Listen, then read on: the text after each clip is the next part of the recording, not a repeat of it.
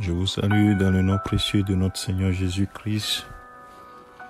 C'est votre serviteur, le pasteur Alexandre. Ce matin, nous voulons rendre grâce à notre Dieu, notre Père, pour le souffle de vie qu'il nous a renouvelé.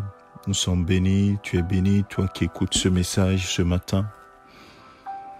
Oui, nous voulons encore continuer par bâtir notre foi dans notre Seigneur Jésus-Christ, sachant qu'il a dit, que ce soit dans l'Ancien ou dans le Nouveau Testament, que mon juste vivra par la foi.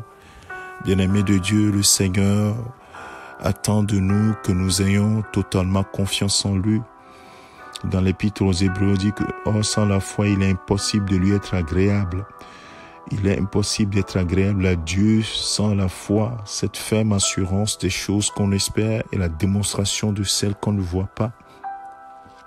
Et le Seigneur Jésus-Christ, lorsqu'il était sur cette terre, devant une situation où il avait maudit le figuier, les disciples ayant vu le figuier maudit, lui rappellent cela le lendemain.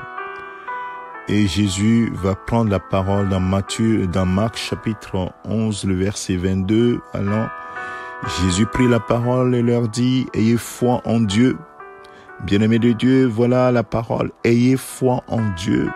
Mettez votre confiance en Dieu. Bâtissez votre confiance dans le Seigneur. Les hommes ne sont pas dignes de foi, mais Dieu est digne de foi.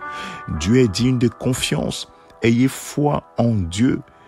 Alors, il va leur dire quelque chose qui va être un fondement pour leur foi. Il va leur dire, je vous le dis en vérité, si quelqu'un dit à cette montagne, ôte-toi de là et jette-toi dans la mer, et s'il ne doute point en son cœur, mais croit que ce qu'il dit arrive, il le verra s'accomplir. Bien-aimé de Dieu, le doute détruit notre foi. On ne peut pas avoir la foi et le doute en même temps, les deux sont incompatibles. Il dit que si quelqu'un demande quelque chose et ne doute point dans son cœur, mais croit que ce qu'il dit arrive, il le verra s'accomplir. Bien-aimé, c'est le fondement. La foi est une assurance. La foi est une déclaration. La foi est une position. On se positionne du côté de Dieu.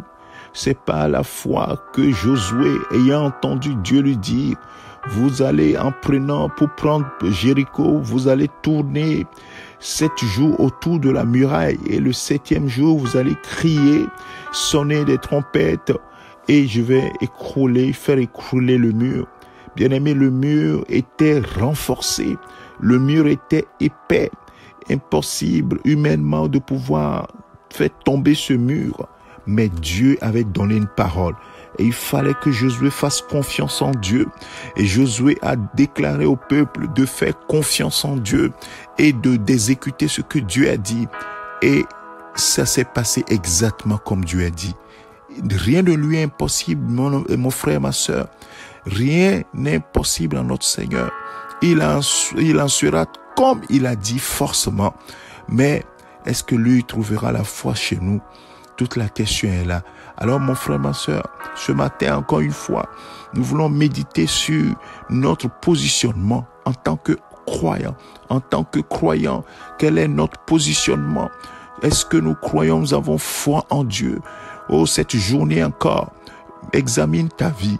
Vois si tu marches dans la foi.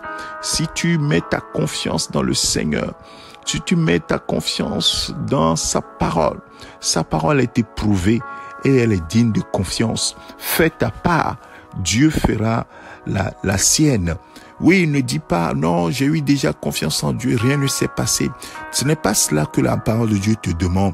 La parole de Dieu te demande de lui faire confiance. Aie foi en Dieu. Fais ce que tu dois faire avec assurance, avec foi. Et la réponse viendra du Seigneur.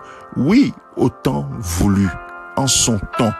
Oui, quand Daniel avait crié, la Bible dit que quand Daniel, l'ange lui dit, le jour où tu as commencé par élever la voix, j'ai déjà envoyé la réponse.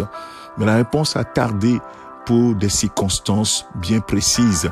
Mais la réponse est arrivée.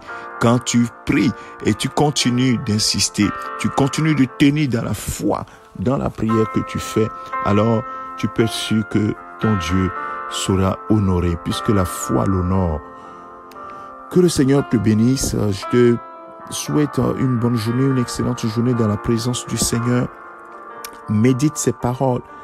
Et mon frère, ma soeur, marche en mettant toute ton assurance dans la parole de Dieu, en Dieu lui-même, par son Esprit Saint, par Jésus-Christ notre Seigneur. Que le Seigneur te bénisse au nom de Jésus-Christ. Excellente journée. Amen.